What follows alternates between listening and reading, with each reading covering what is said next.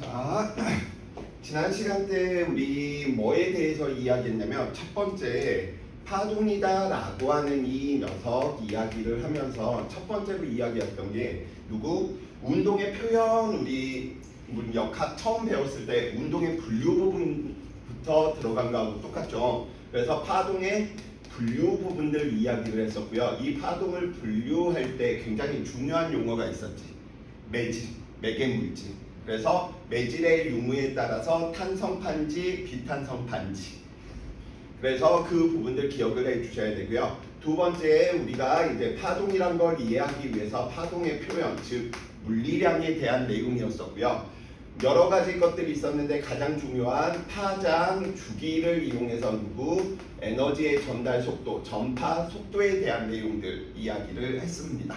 그 다음에 파동의 성질 부분들을 우리는 살펴보기 위해서 이 파동의 성질이 네 가지 있었죠. 반사, 굴절, 간섭, 회절 이 성질 네 가지가 있는데 그 성질들을 다 설명하는 가장 큰 원리가 왜 에너지의 전파 원리, 호이겐스 원리다라고 우리 이야기했고요. 그래서 이 호이겐스 원리 파면과 파동의 진행 방향은 항상 뻑큐가 만들어져야 된다라고 이야기했던 부분인 거죠. 자, 그 호이겐스 원리를 바탕으로 우리는 반사하고 무슨 성질, 굴절이라고 하는 성질 이 두 개는 항상 어디에서 일어나냐면 입자에서도 일어나는 거지만 파동에서도 일어나는 성질이고요. 매질로 따지면 얘들은 다른 매질에서 즉 매질의 경계면에서 일어나는 현상이었던 것이고 하나의 세트로 우리가 이야기해야 되는 무슨 성질? 간섭이다라고 하는 성질과 회절이다라고 이야기하는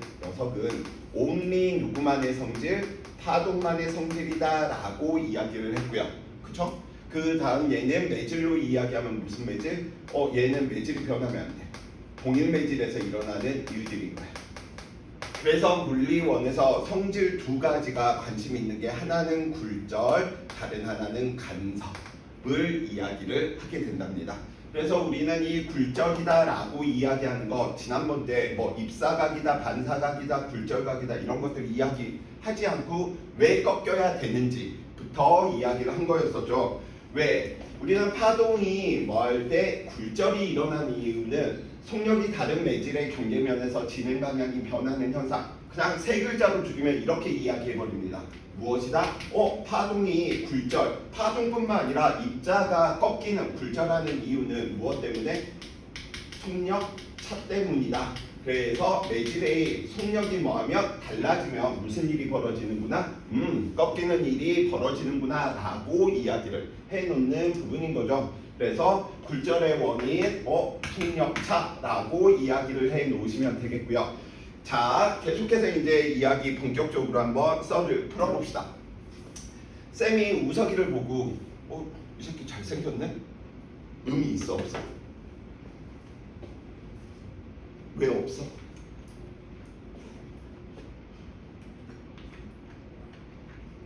이건 거지. 지금 아이스티 통을 보다가 우리 우석이 잘생겼네 이러면 의미가 있는 거지. 항상 상대적인 게 의미가 있다라는 사실인 거지 절대적인 의미는 없다. 그래서 우리는 첫 번째로 뭐에 대한 내용을 이제 공부해 주셔야 되냐면 굴절률이다라고 하는 이 녀석을 정의를 할 거야. 왜냐면 얼마만큼 꺾이는지, 많이 꺾이는지, 조금 꺾이는지를 뭐 하고 싶으니까 우리는 양쪽으로 계산하고 싶으니까. 그래서 보통 굴절률을 우리는 n으로 이렇게 이야기를 할 것이고요. 정의를 보면 아마도 바로 관계식을 만들어낼 수 있을 거예요. 자, 갑니다. 진공에서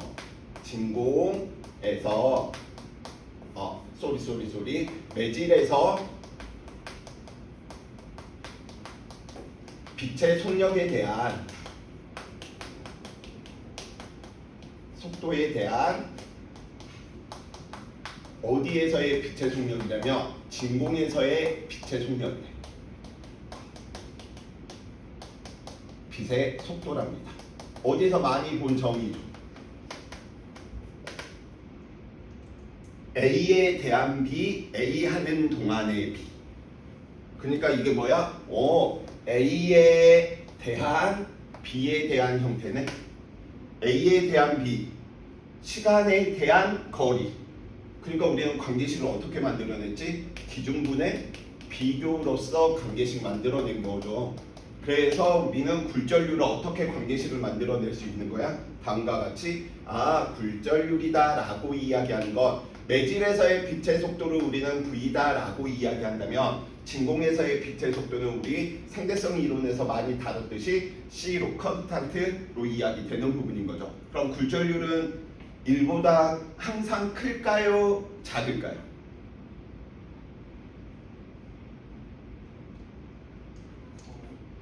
굴절률은 항상 1보다 크겠지. 왜? 이 굴절률은 누구로 정의가 돼 있어? 빛으로 정의가 돼 있다 보니까 빛은 무슨 파? 비탄성파, 전자기파. 매질이 있으면 오히려 얘는 속도가 느려져 버려. 그러니까 항상 매질에서의 속도는 진공에서의 속도보다 뭐 하겠어? 작아 버리겠지. 그래서 굴절률 이야기할 때 친구들 가장 먼저 좀 생각해 주셔야 될 게 왜? 얘는 빛은 무엇이니까? 전자기파니까. 그 다음에 굴절률은 지금 누구로 정의돼 있어? 빛으로 정의돼 있죠. 빛으로 정의돼 있다 보니까 무엇을 이야기하는 녀석이냐면 다른 녀석으로 굴절률을 비교할 수 없다는 거야. 즉, 빛 입장에서 굴절률이 3배야 라고 이야기를 했거든. 근데 탄성파 입장에서 또는 뭐 물의 입장에서 수면파 입장에서 줄파 입장에서 나도 3배야. 돼? 안 돼? 안 된다라는 거야. 왜? 빛에서만 굴절률이 의미가 있는 거야. 왜? 빛으로 정의를 해놨으니까. 오케이? 자, 그래서 굴절률에 대한 정의, 관계 꼭 좀 머릿속에 넣어두시고요. 자, 그러면 이제 우리가 본격적으로 이야기해야 될 무엇? 상대 굴절률이다 라고 이야기하는 녀석인데, 지난 시간 때 우리 소환매질, 밀합매질, 탄성파에서 줄파에서 소환매질, 밀합매질, 물결파에서 소환매질, 밀합매질, 음파, 소리에서 소환매질, 밀합매질, 전자기파에서 소환매질, 밀합매질 다 따졌었잖아. 그 매질이 너무 중요해. 계속 떠올려야 돼. 자, 그래서 우리는 상대 굴절률이다 라고 이제 이야기하는 녀석을 공부할 것이고요. 그래서 상대 굴절률을 한번 살펴봐 봅시다. 우리는 상대 굴절률을 이렇게 지금 살펴보려고 이렇게 살펴보다 보니까 매질 1은 공기고요. 지금 나와 있듯이 뭐 매질 2는 물이란 말이야. 그래서 누구의 입장? 빛의 입장인 거야. 그래서 빛의 입장에서 우리는 살펴보다 보니까 공기는 공기에서 전파 속도가 빠르지 상대적으로. 그러다 보니까 공기가 무슨 매질? 소환 매질, 물이 무슨 매질이구나? 밀합 매질이구나. 그래서 소환 매질은 우리는 전파 속도가 상대적으로 빨랐고 밀합 매질은 전파 속도가 상대적으로 느린 녀석이었었죠. 그래서 우리는 이제 꺾이는 일이 벌어질 것이다 라고 이제 이야기를 하다 보니까 빛이라고 하는 파동이 다음과 같이 직진하고 있었대. 호이게스 원리에 의해서 우리는 파면도 예상할 수가 있어. 어떻게? 지금 이렇게 지금 파면에 수직이 되게끔 만들어지는구나, 파동의 진행가. 그쵸? 자, 그 다음 이제 이야기하다 보니까 이 녀석이 직진하지 못하고 뭐 해야 돼? 꺾이는 일이 벌어져서 다음과 같이 경계면에서 이렇게 꺾이는 일이 뭐 하는구나? 벌어지는구나. 그래서 지난 시간 때 우리는 어떻게 이야기를 했었냐면 경계면의 수선, 즉 법선을 그려서 이 법선과 멀어질지 가까워질지로 이야기했지. 이게 굉장히 자동화되어 있어야 된다라고 했습니다. 그래서 소환매질에서 밀합매질로 진행할 때는 항상 법선 쪽으로 뭐 하는구나? 가까워지게끔 꺾이는구나. 밀합매질에서 소환매질로 갈 때는 법선 쪽에서 멀어지려고 하는 쪽으로 꺾이는구나. 이 부분들에 대한 것들을 이제 여기서 또다시 이제 이야기를 하게 될 거예요. 자, 그래서 우리 예를 들어 이렇게 이야기 한번 해봅시다. 예를 들어 공기에서 물로 진행을 하고 있었어. 그래서 앞에 있는 이 녀석이 기준인 건데 이 기준은 공기여서 기준이 아니고요. 소환매질이어서 기준이 아니고요. 파동이 처음 시작되고 있는 부분이기 때문에 기준인 거야. 만약에 물에서 빛이라고 하는 파동이 시작됐으면 물이 기준이어서 물에서 공기로 간다. 이렇게 이야기해 주시면 돼. 그래서 공기에서 물에 대한 상대 굴절률은 얼마일까 살펴보다 보니까 그러면 우리는 이렇게 이야기해 놓을 수가 있겠네. 기준분의 비교가 되겠죠. 그러면 공기에서는 실질적으로 진공에서 이게 진공이라면 1인데 공기는 굴절률이 1.003 정도거든. 그냥 진공처럼 봐도 된다라는 소린 거야. 그래서 진공으로 계산을 해주시면 되는데, 자 이렇게 이야기를 한번 해봅시다. 그럼 공기에 대한 물의 상대 굴절률을 지금 이야기하는 부분이다 보니까 이렇게 이야기해 놓을 수가 있겠네요. 공기에서의 우리는 굴절률을 살펴보면 어떻게? C 이렇게 갈 수 있겠죠. 또는 공기에서의 우리는 그 전파 속도를 모르겠다라고 한다면 V0 이렇게 두면 돼. 그러면 우리 물에서의 굴절률을 어떻게 정의할 수 있어? 물에서의 전파 속도에 대한 진공에서의 전파 속도를 이야기해 주시면 되지. 그러다 보니까 우리는 CC 사라지다 보니까 이렇게 이야기해 놓을 수가 있겠네요. 어떻게 이야기가 되는 거죠?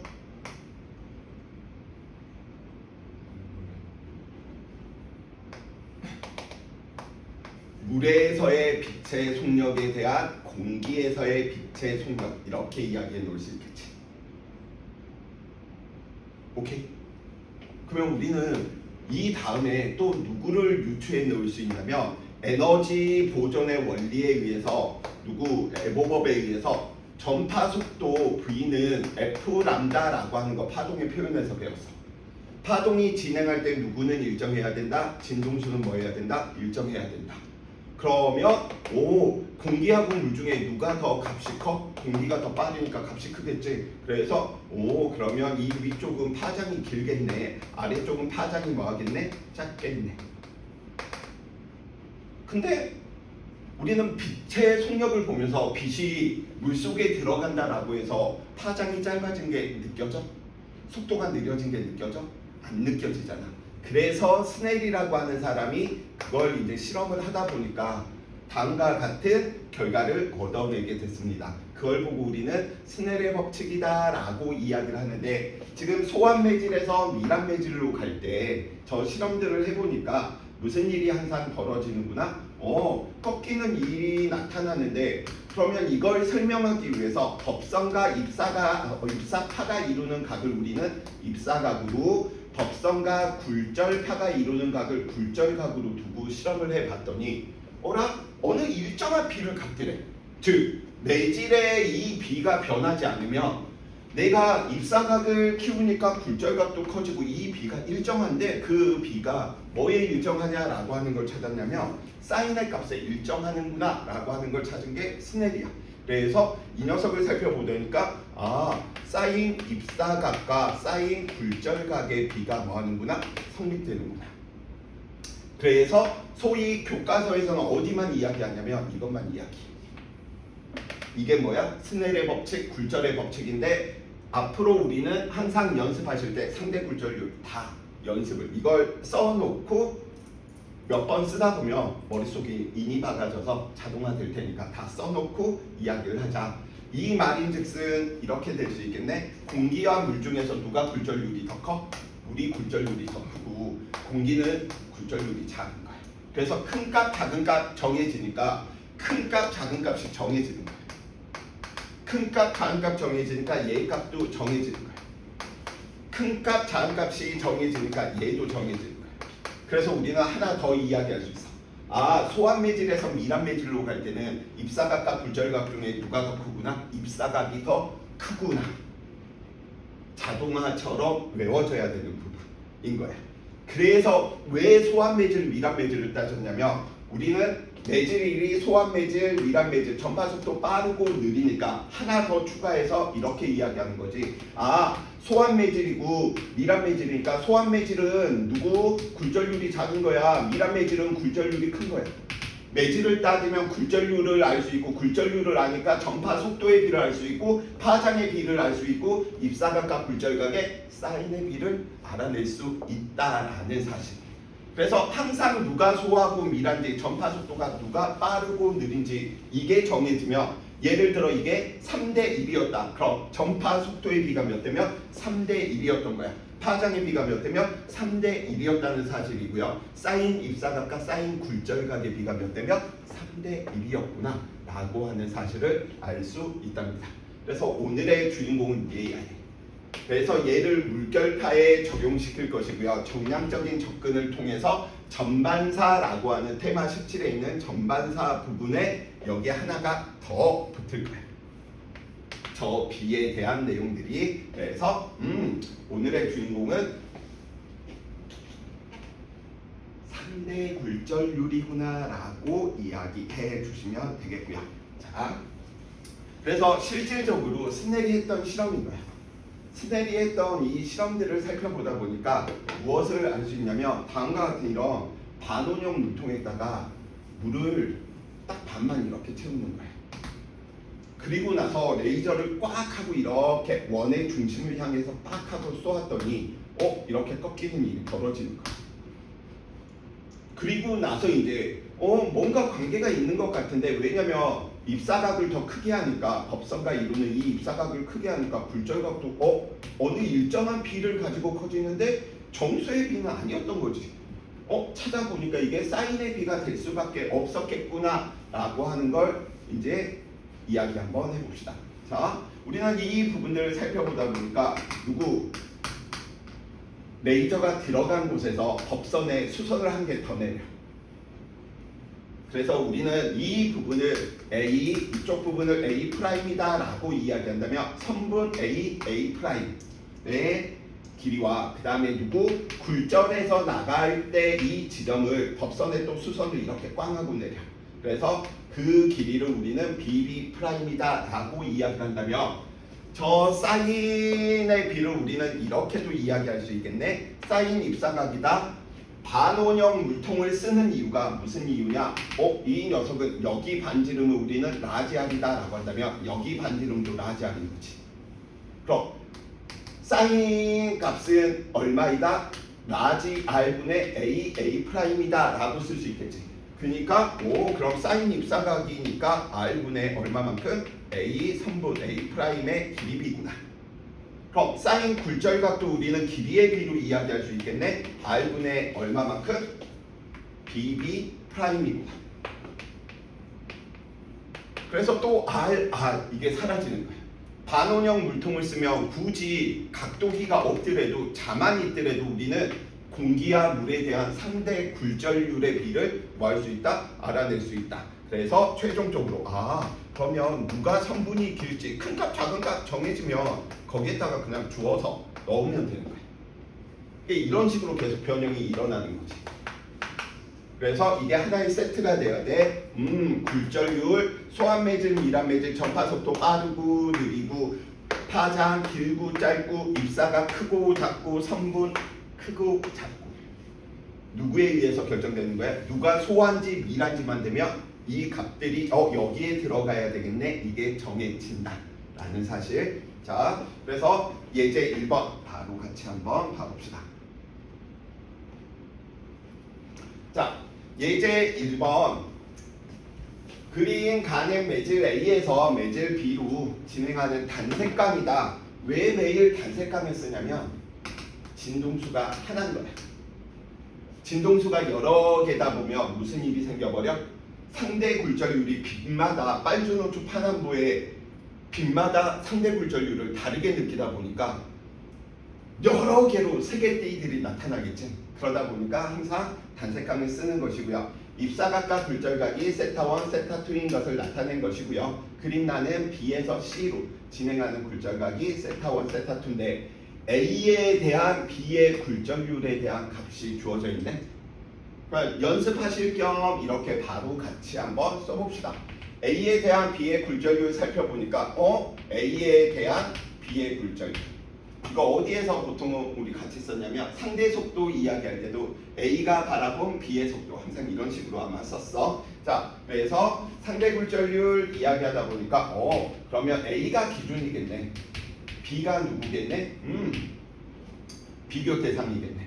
근데 우리는 지금 누구야? 비립장이니까 빠바바 누가 소환매질? 그치. A가 소환 매질이고 B가 미란 매질인 거 아니까 그럼 B가 미란 매질이니까 너 굴절률 커, 너 굴절률 작아 이렇게 쓸 수 있겠죠. 그러면 이제 전파 속도도 누가 빨라? A가 빠르니까 A가 위에 배치돼야 되겠구나. B가 아래에 배치돼야 되겠구나. 파장도 연습하실 겸 쓰면 파장도 A에서가 더 길겠구나. B에서가 더 뭐하겠구나. 짧겠구나. 스넬의 법칙, 굴절의 법칙에 의해서 소환 매질에서 미란 매질로 갔으니까 입사각과 굴절각 중에 입사각이 더 크겠구나. 그래서 얼마? 사인 세타 1, 사인 세타 2. 왜? 큰 값, 작은 값으로 그냥 배열시키면 되는 거니까. 두 번째, 우리는 나 부분 살펴보니까 나에서 B에서 C로 가고 있네. 내가 모르겠다. 그냥 써놓고 봐. B에서 C. B에서 C로 가고 있네요. 그래서 B에 대한 C의 상대 굴절률을 봐봅시다. 근데 우리는 알 수 있어. 누가 소환 매질이야? B와 C 중에 B가 소환 매질이고 C가 미란 매질이다 라고 하는 거 우리 정성적 접근에 의해서 많이 연습했던 부분인 거잖아. 그럼 누가 굴절률이 크다는 거야? B와 C 중에 C가 굴절률이 크다라고 이야기해 놓을 수 있겠지. A는 굴절률이 뭐였구나? 작겠구나. 왜? 소하고 미랬으니까. 그냥 연습하실 겸 계속 이렇게 그냥 써보는 거예요. 당분간은. 그러면 소환 매질에서 속도가 빨라야 되니까 B에서의 속도가 빠르겠네. C에서의 속도가 느리겠네. B에서의 파장이 길겠네. C에서의 파장이 짧겠네. 그럼 입사각과 굴절각 중에 누가 더 크겠네? 입사각이 더 크겠네라고 이야기를 해 놓을 수 있겠죠. 그냥 이 녀석이 이야기하니까 우리는 또 어떻게 세타 1하고 세타 2 중에 누가 더 크구나라고 이야기해 놓을 수 있지?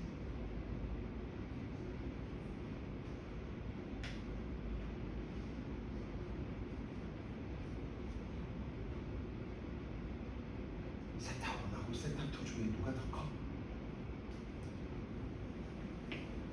세타 1하고 세타 2 중에 누가 더 커? 세타 1은 뭐 크잖아. 배치시키면 돼. 근데 A에 대한 B는 주어져 있고 A에 대한 C니까 우리는 이런 트릭을 써도 된다라는 거지. 왜?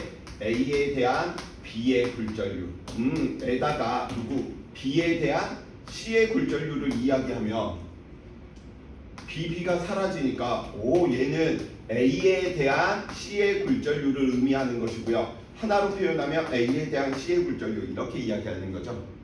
지금 연습시키려고 쌤이 이렇게 이야기했는데 이게 이제 연습이 되면 B가 중간에 공통이네.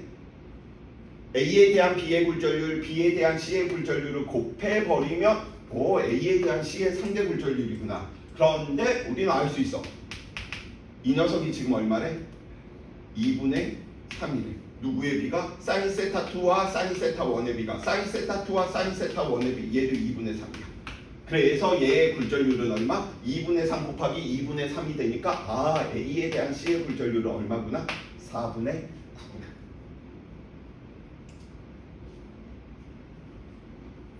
이해되십니까? 그러면 여기에서 이 정량적인 방법들을 통해서 누가 가장 소환 매질이다 라고 이야기할 수 있어? A하고 C를 살펴보니까 A는 굴절률이 4였다면 얘는 굴절률이 큰 거잖아. 그러니까 A하고 C 중에 누가 더 미라구나?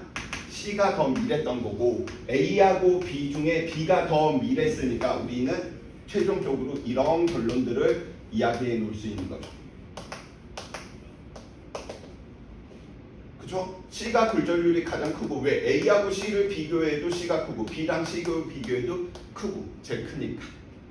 그래서 이런 부분들 이제 연습하려고 이야기한 것이고요. 답은 뭐 4분의 9인데 이 과정 한번 연습해보자 라는 뜻에서 넣어놨습니다.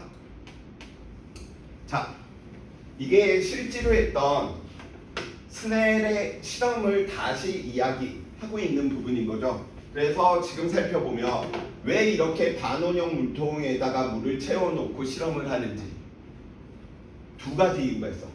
첫 번째, 우리는 반지름이 이 녀석의 반지름이나 이 녀석의 반지름이 같기 때문에 누구? 사인의 비를 누구로 알아낼 수 있어? 선분의 비로 알아낼 수 있지.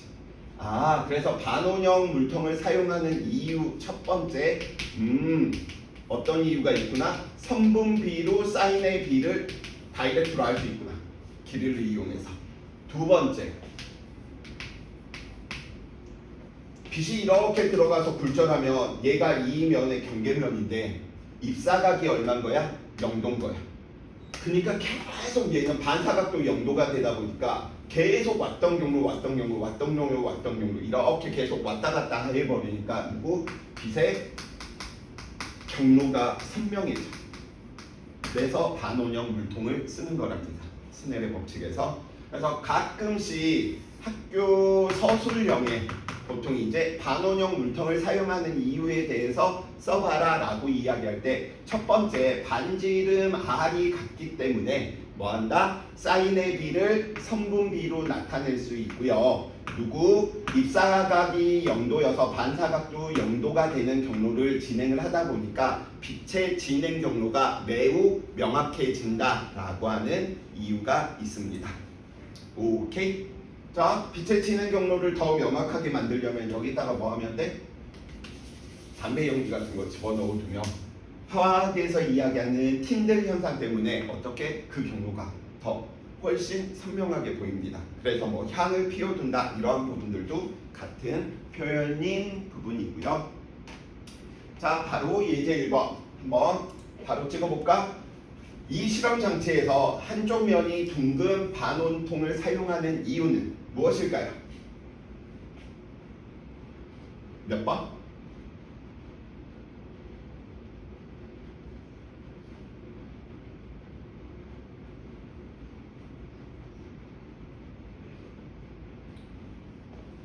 빛이 물에서 공기로 나올 때 이 녀석이 계속 굴절이 안 되고 이 경로를 계속 따라가니까 선명해진다 이런 식으로 표현이 돼. 그래서 정답은 몇 번?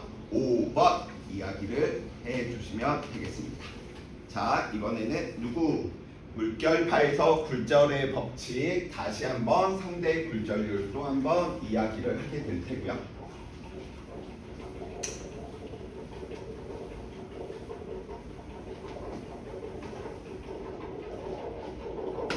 자, 우리 물결파들을 보다 보면 이 물결파들이 다음과 같은 이런 물결들이 연속적으로 보이는 걸 우리는 관측을 하실 텐데 이쪽 부분이 무엇이야? 공기고 이쪽이 지금 물인 거지. 그래서 소환매질에서 밀합매질로 빛들이 뭐 하는 거야? 들어가 버리는 거야. 그래서 뭐해? 꺾여.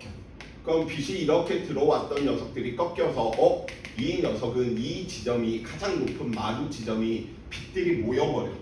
무슨 렌즈의 효과? 볼록 렌즈의 효과가 나타나다 보니까 여기는 밝은 무늬들이고요. 그런데 여기에 있는 가장 낮은 지점 골 같은 경우에서는 빛들이 들어가면 퍼져버려. 왜? 소환매질에서 지금 밀합매질로 가다 보니까 입사각이 굴절각보다 뭐 해야 돼? 커야 된다라고 하는 조건들을 만족시키다 보니까 그래서 이것들이 꺾이다 보니까 이 부분은 뭐해? 어두운 부분들이 만들어져.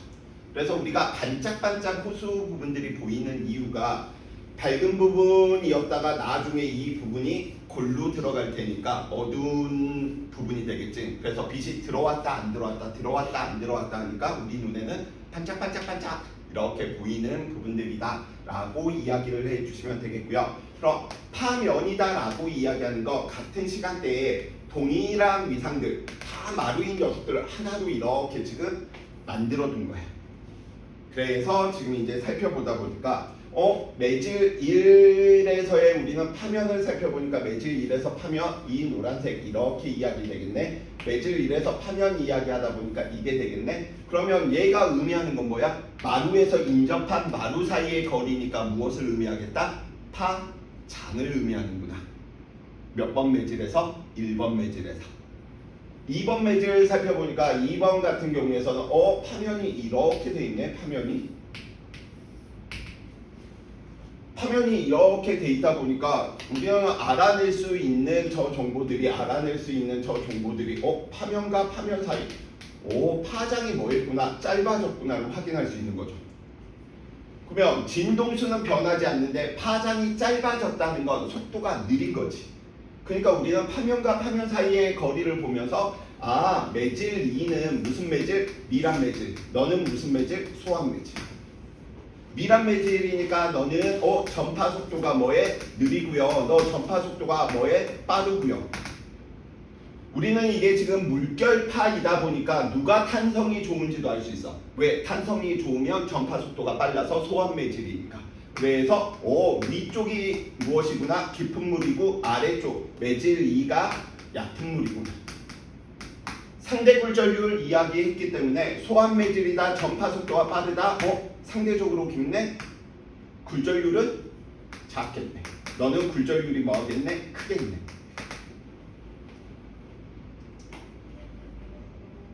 오케이.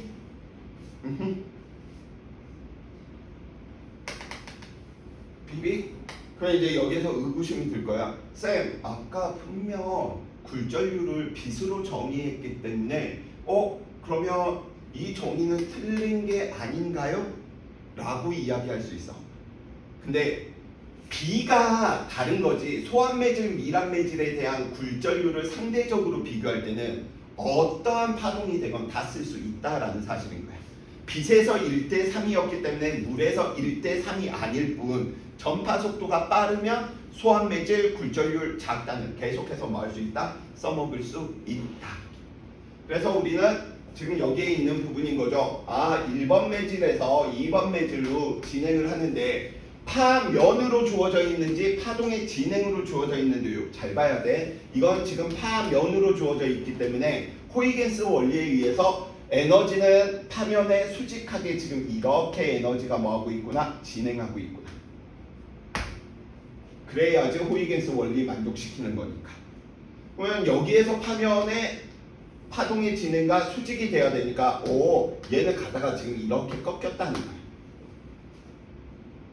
그래서 파면인지 파동의 진행 경로인지 꼭 확인을 해주셔야 돼. 쭉쭉쭉쭉쭉. 자, 그 다음 여기에서 우리가 또 하나 알아낼 수 있는 게 아까 법성과 입사파가 이루는 각이 무슨 각이다? 입사각이다 라고 이야기했었잖아. 온도를 좀 더 낮출까?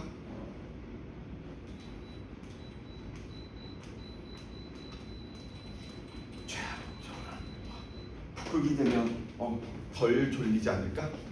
자, 우리는 입사각을 법성과 이루는 녀석이다 보니까 이 녀석을 찾아내야 되는데 이게 지금 입사각인데 굳이 물결파 나왔을 때는 저렇게 찾기보다는 어떻게 이야기해 주시면 돼? 경계면과 누가 이루는가? 입사파면이 이루는 이 각을 다이렉트로 찾아버리면 돼. 그래서 경계면과 입사파면이 이루는가 증명하는 건 매우 간단하죠. 우리는 호이겐스 원리에 의해서 이 녀석이 90도니까 이 각이 얼마? 90-i. 법선하고 경계면이니까 이게 90도 돼야 되니까 이게 i구나. 이게 i구나. 그러니까 이 정의도 머릿속에 넣어주세요. 경계면과 입사파면이 이루는 각. 무슨 각? 입사각. 마찬가지입니다. 경계면과 굴절파면이 이루는 각. 이거겠지. 경계면과 굴절파면이 이루는 각. 이 각이 무슨 각? 굴절각. 오케이? 그래서 이거 그려가지고 막 찾아내려고 하면 복잡하니까 어떻게 실수 줄이는 방법은 경계면과 입사파면 입사각, 경계면과 굴절파면 굴절각. 그러면 상대 굴절률 이야기 한번 해봅시다. 1번 매질과 우리는 2번 매질에 대한 상대 굴절률을 살펴보니까 가다가 이렇게 꺾였네. 그 말은 2번 매질이 굴절률이 뭐하겠구나? 크겠구나. 1번 매질이 소환 매질이었었구나. 굴절률이 작겠구나. 그럼 1번 매질에서 전파 속도가 빠르니까 너 위에, 너 아래에. 그러면 파장의 비가 람다 1이 더 크고 람다 2가 작겠네. 그럼 누가 더 커? 소환 매질에서 미란 매질로 갔기 때문에 누구? 사인 세타 1의 값과 사인 세타 2의 값, 즉 입사각과 굴절각의 비가 뭐하겠구나? 정해지겠구나. 자, 그래서 똑같이 물결파에서도 적용되고요. 자, 이제 실제로 한번 그려봐라 라고 하는 학교 탐구 자료에 교과서에 나와져 있는 부분인 거죠. 그래서 저 학교 탐구 자료에 나와 있는 부분들 한번 어떻게 해석해야 되는 건지 살펴봐 봅시다. 이 실험 장치를 보고 우리는 물결파 투영 장치라고 하는데 그냥 투명한 플라스틱 통 안에 물이 담겨 있다 라고 생각하면 돼. 그래서 물을 둥둥둥둥둥둥 치는 거야. 그럼 물을 둥둥둥둥 치면 이 위에 있는 이 부분들이 다 파원의 역할을 해서 에너지가 쫙쫙 이렇게 지금 파원으로부터 멀어지는 방향으로 가다 보니까 파면은 어떻게 파동의 진행과 나란해야 되니까 다음과 같은 무슨 파가 만들어지는 거야? 이런 물결파가 지금 만들어지고 있구나라고 이야기해 놓을 수 있겠죠. 근데 여기에 유리판을 놓았네. 유리판을 놓는 이유는 무엇? 유리판을 놓으니까 물의 깊이가 달라지겠죠.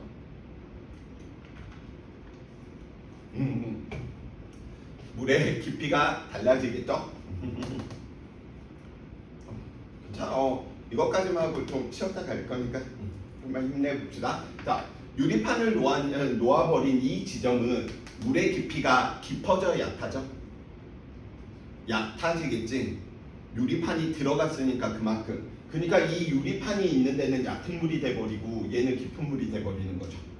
그래서 유리판이 없는 데서는 깊은 물, 소환 매질이어서 파장이 긴데 유리판에 들어서게 되면 전파 속도가 느려지다 보니까 어떻게? 다음처럼 파장이 짧아지는 걸 확인하면서 그려야 되고요. 실제 이 부분도 수능에서는 이게 오지선다로 나오니까 뭐 찍으면 되는데 서술형에서 내기 좋은 형태인 거지. 왜? 유리판 위에서의 파면들이 어떻게 변하는지 그려보시오 라고 이야기해야 될 부분이니까. 그래서 그 부분들 확인해 주시기 바라고요. 이번에는 유리판을 이렇게 비스듬하게 놓아버린 거야. 그러면 우리는 누구? 이게 무슨 면? 경계면이다 라고 이야기해 놓을 수 있기 때문에 파면, 이 지금 빨간색 선들은 파면을 의미할 테고요. 여기 있는 이 노란색은 굴절 파면을 의미할 테고요. 파장이 짧아졌네? 그러면 우리는 누구? 호이겐스 원리에 의해서 이 녀석이 어떻게 수직이 되게 진행해야 되다 보니까 입사각과 굴절각들을 비교해야 되는데 법성 그려서 비교하면 또 힘들어지니 누구? 경계면과 입사파면이 이루는 각, 경계면과 굴절파면이 이루는 각 살펴보니까 입사각이 굴절각보다 뭐 하는구나? 크구나. 그래서 너 소환 매질이니까 깊은 물, 너는 미란 매질이니까 얕은 물, 전파 속도 늦어졌기 때문에 파장이 뭐했구나? 짧아졌구나 라고 이야기를 해 놓을 수 있겠죠. 자, 그래서 14페이지에 대한 내용들 음미했고요. 자, 여기에서 이제 살짝 할 말이 살짝 있는데 2페이지만 하면 우리 쉬었다 할 수 있어. 자, 빛의 역진의 원리다라고 이야기하는 거 보통 쌤이 좋아하는 표현이지. 이 구멍에서 넣어서 똥구멍으로 쳐나오면 똥구멍으로 집어쳐넣어서 무엇으로 나온다? 이 구멍으로 나온다 라고 이야기하는 부분인 거죠. 그래서 이렇게 있으면 얘는 순서가 상관이 없다라는 거야. 왜냐면 항상 친구들은 이 화살표를 따라서 이렇게 진행한다 라고 생각하는데 문제 풀이에 따라서 그냥 역으로 이렇게 가신다 라고 생각해도 상관없어. 그 다음 우리 많이 했던 부분인 거죠. 이 앞에서 정성적인 부분들 이야기할 때 이렇게 가운데 끼어있는 부분들 이야기할 때 어떻게 이야기해 준다?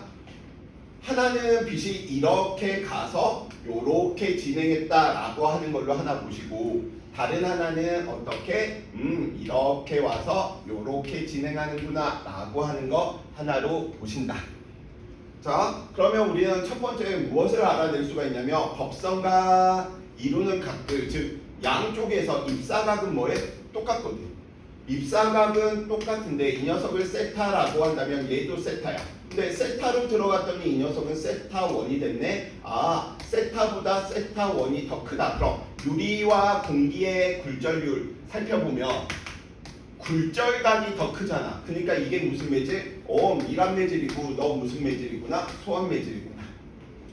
그 다음에 유리 1에서 유리 2로 가는 걸 살펴보다 보니까 세타와 이 굴절각 세타 2라고 할까요? 이 녀석이 세타 2인데 세타가 더 커버려. 이 말인 즉슨 입사각이 굴절각보다 크네? 그럼 너가 소환 매질, 너는 상대적으로 밀합 매질이니까 더 밀합 매질이구나. 그래서 우리는 굴절률 정할 수 있는 거지. 공기의 굴절률이 가장 작고요. 그 다음 유리의 굴절률 N 유리 1. 가장 굴절률이 큰 녀석이 누구였었구나? 2번 유리였었구나. 이렇게 이야기해 놓을 수 있다라는 거.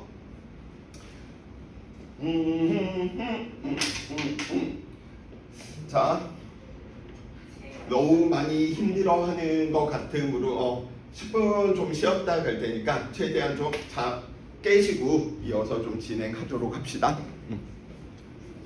뭐 하고 왔는데 이렇게 많이